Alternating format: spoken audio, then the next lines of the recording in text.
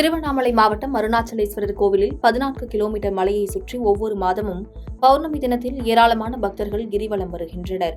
இதனை முன்னிட்டு கிரிவல பாதையில் மாவட்ட ஆட்சியர் ஆய்வு மேற்கொண்டார். அப்போது மாலை 6 மணிக்கு மேல் கிரிவலம் செல்லும் பாதையில் உள்ள கடைகளை பறிமுதல் செய்ய அதிகாரிகளுக்கு உத்தரவிட்டார். கன்னியாகுமரி மாவட்டம் திருப்பரப்பருவியில் தண்ணீர் ஆர்ப்பரித்து கொட்டுவதால் சுற்றுலா பயணிகள் கூட்டம் அதிகரித்து காணப்படுகிறது. மேலும் ஆர்ப்பரித்து கொட்டும் தண்ணீரில் சுற்றுலா பயணிகள் ஆனந்த குளியலிட்டு மகிழ்கின்றனர். தாம்பரம் ரயில் நிலையத்தில் பராமரிப்பு பணிகள் நடைபெற்று வந்த நிலையில் பல்வேறு ரயில்கள் செங்கல்பட்டுடன் நிறுத்தப்பட்டன. தற்போது தாம்பரம் ரயில் நிலையத்தில் பராமரிப்பு பணிகள் முடிவடைந்ததை தொடர்ந்து இன்று முதல் நாகர்கோவிலில் இருந்து தாம்பரத்திற்கு அந்தியோதயா ரயில் புறப்பட்டு சென்றது. திருப்பூர் மாவட்டத்தில் குடிநீர் குழாய் பணிக்கு தோண்டப்பட்ட பள்ளம் மூடப்படாத நிலையில் மழைநீர் பள்ளத்தில் நிரம்பியிருந்ததால் அரசு பேருந்து சக்கரம் பள்ளத்தில் சிக்கி விபத்து ஏற்பட்டது.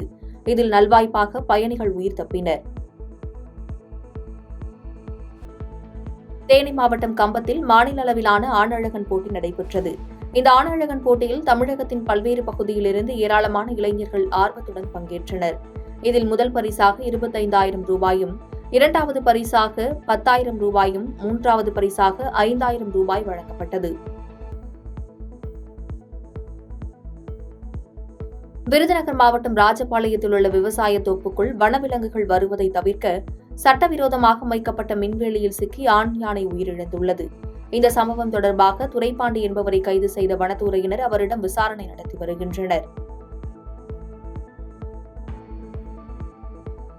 ராணிப்பேட்டை மாவட்டம் சோளிங்கரில் 1999ஆம் ஆண்டு பயின்ற முன்னாள் மாணவர்கள் சந்திப்பு நிகழ்ச்சி நடைபெற்றது. மேலும் 1999ஆம் ஆண்டு பணியாற்றிய ஆசிரியர்களை அழைத்து அவர்களுக்கு மரியாதை செய்து கேடயம் வழங்கி பாராட்டப்பட்டது.